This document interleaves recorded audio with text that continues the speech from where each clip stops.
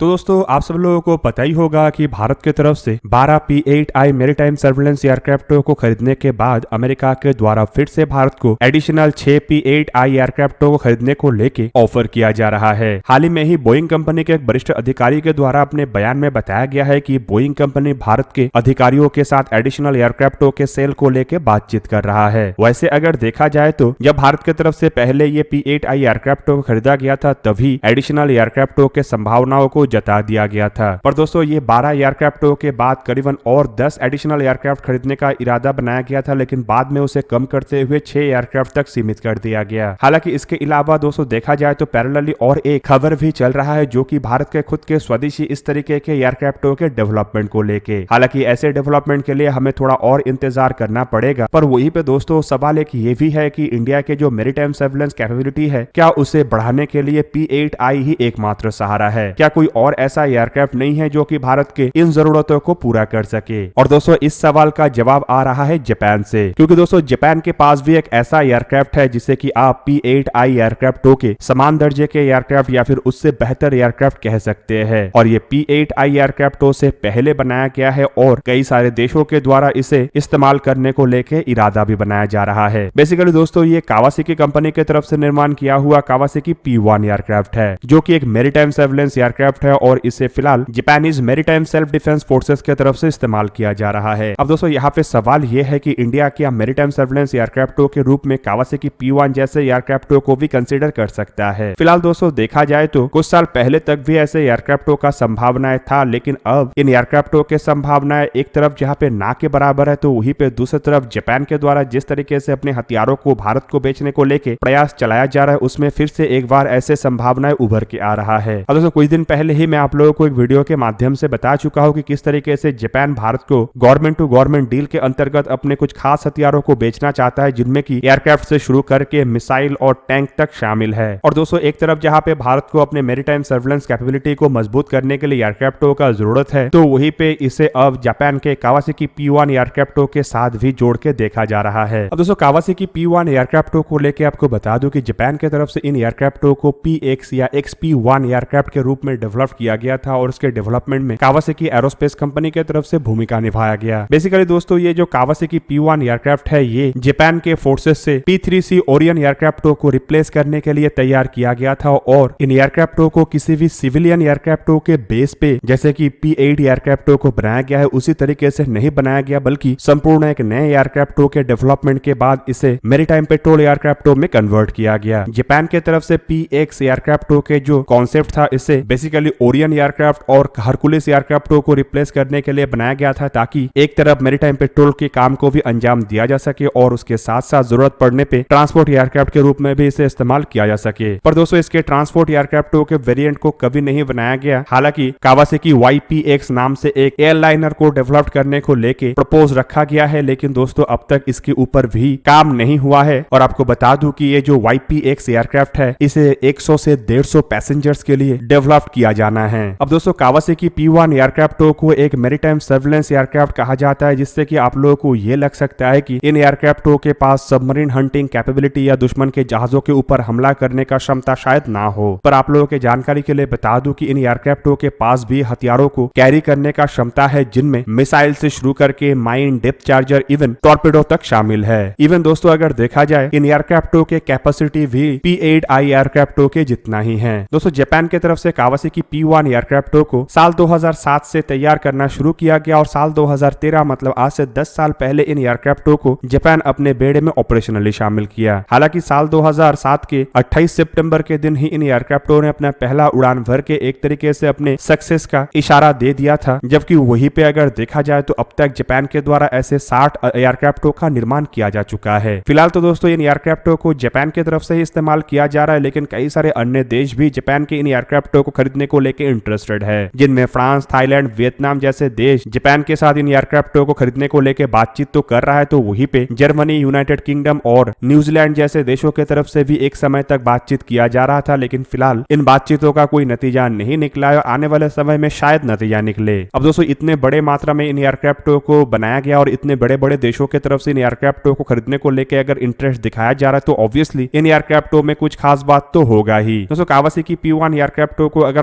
और थोड़ा डिटेल में देखा जाए तो ये टोटल 3 क्रू मेंबर से ऑपरेट होता है, जबकि इसके जो मिशन क्रू मेंबर होता है मतलब अन्य क्रू मेंबर जो होता है वो करीबन 8 के संख्या में होता है। एयरक्राफ्ट के अगर आकार को देखा जाए तो ये 38 मीटर लंबा मतलब करीबन 124 फीट 8 इंच लंबा, 35.4 मीटर विंग स्पैन मतलब 116 फीट 2 इंच विंग स्पैन और 12.1 मीटर हाइट मतलब 39 फीट 8 इंच हाइट का है। और दोस्तों इसका मतलब ये है कि ये जो एयरक्राफ्ट है ये लगभग P8 एयरक्राफ्टों के ही बराबर के साइज का है। वहीं पे कावासाकी P1 एयरक्राफ्टों के अगर वजन को देखा जाए तो रिपोर्ट के मुताबिक इसके जो मैक्सिमम टेक ऑफ वेट है वो 79,700 किलोग्राम है, जबकि भारत के द्वारा जो P8I एयरक्राफ्टों का इस्तेमाल किया जा रहा है उसका maximum take off weight Kawasaki P1 से करीबन 5 टन अधिक मतलब 5000 किलोग्राम अधिक है। दोस्तों कावासाकी P1 एयरक्राफ्टों को 4 इंजन से ऑपरेट किया जाता है और ये 4 इंजन असल में IHI F7 टर्बोफैन इंजन है, जिनमें से हर एक इंजन का क्षमता करीबन 60 किलो न्यूटन है। हालांकि वहीं पे P8I एयरक्राफ्टों को देखा जाए तो ये 2 इंजन से लैस एयरक्राफ्ट है और इनके जो इंजन है इसका पावर भी कावासाकी P1 एयरक्राफ्टों में इस्तेमाल होने वाले 2 इंजनों के बराबर का है। मतलब एक तरीके से आप कह सकते हैं कि 2 इंजन वाले एयरक्राफ्ट होने के कारण बोइंग P8I एयरक्राफ्टों का जो मेंटेनेंस है वो कावासाकी P1 एयरक्राफ्टों के मुकाबले में कम तो होगा, लेकिन वहीं पे इंजन खराब होने के सिचुएशन में कावासाकी P1 जहां पे अधिक सेफ रहेगा तो वहीं पे बोइंग के P8I एयरक्राफ्टों के लिए मुश्किलें बढ़ सकता है। दोस्तों कावासाकी P1 एयरक्राफ्टों के अगर परफॉर्मेंस को देखा जाए तो रिपोर्ट के मुताबिक ये जो एयरक्राफ्ट है ये अधिकतम 996 किलोमीटर पर आवर की रफ्तार में उड़ान भर सकता है, जबकि इसका क्रूजर स्पीड करीबन 833 किलोमीटर पर आवर है, जो कि P8I एयरक्राफ्टों से थोड़ा ही अधिक है। जबकि रेंज को अगर कंपेयर किया जाए तो कावासाकी P1 एयरक्राफ्टों का जो रेंज है वो करीबन 8000 किलोमीटर है और कॉम्बैट रेंज करीबन 2500 किलोमीटर है और P8I एयरक्राफ्टों का भी जो रेंज है वो भी लगभग इतना ही है। दोस्तों एयरक्राफ्टों के अगर सर्विस सीलिंग को देखा जाए तो कावासाकी P1 एयरक्राफ्ट 13 किलोमीटर से भी अधिक ऊंचाई मतलब 44,000 फीट से भी अधिक ऊंचाई में जा सकता है और दोस्तों ये सर्विस सीलिंग P8I एयरक्राफ्टों के मुकाबले में काफी अधिक है। अब दोस्तों अगर कावासाकी P1 एयरक्राफ्टों में इस्तेमाल होने वाले हथियारों को देखा जाए तो ये टोटल 8 हार्ड पॉइंट से लैस है, जिनमें दोनों विंग के नीचे 2-2 हार्ड पॉइंट और विंग के रूट में भी 2-2 हार्ड पॉइंट है। हालांकि इसके अलावा इसके इंटरनल वेपन बे में भी 8 बॉम्बे है जहां पे की बॉम्ब्स को लगाया जा सकता है। कुल मिला के दोस्तों इन सभी हार्ड पॉइंट्स और इंटरनल वेपन स्टेशन में ये 9000 किलोग्राम के हथियारों को कैरी कर सकता है। और P8I एयरक्राफ्टों को भी अगर देखा जाए तो इसका अभी टोटल